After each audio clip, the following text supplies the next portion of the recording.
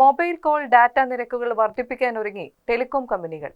ലോക്സഭാ തെരഞ്ഞെടുപ്പ് കഴിയുന്നതോടെ 25% വർധന ഉണ്ടായേക്കുമെന്നാണ് സൂചനകൾ. മൊബൈൽ റീചാർജിന് പ്രതിമാസം മാറ്റിവെക്കുന്ന തുകയിൽ 26 മുതൽ 29 രൂപയുടെ വരെ വർധനയാണ് പ്രതീക്ഷിക്കുന്നത്.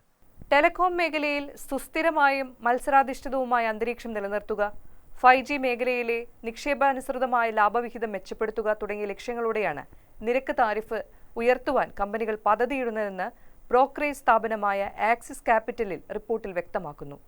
ഒരു ഉപഭോക്താവിൽ നിന്നുള്ള ശരാശരി വരുമാനം ഉയർത്തി ലാഭം വർദ്ധിപ്പിക്കാനാണ് കമ്പനികൾ ലക്ഷ്യമിടുന്നത്. 25% നിരക്ക് വർധന ഉണ്ടാകുന്നത് ARPU-വിൽ 16% വർധനയ്ക്ക് ഇടയാക്കും. ഇതിലൂടെ എയർടെല്ലിന് ഒരു ഉപഭോക്താവിൽ നിന്ന് ശരാശരി 29 രൂപ അധികം നേടാനാകും. ജിയോയിൽ ഇത് 26 രൂപയായിരിക്കും. മാർച്ച് വരെയുള്ള പാദവാർഷികത്തിൽ ജിയോയുടെ ARPU 181.7 രൂപയും ഒക്ടോബർ-ഡിസംബർ പാദത്തിൽ എയർടെല്ലിന് 208 രൂപയും വിഐക്ക് 145 രൂപയുമാണ്. ബണ്ടിൽ പ്ലാനുകളിലും വർധനയുണ്ടാകും.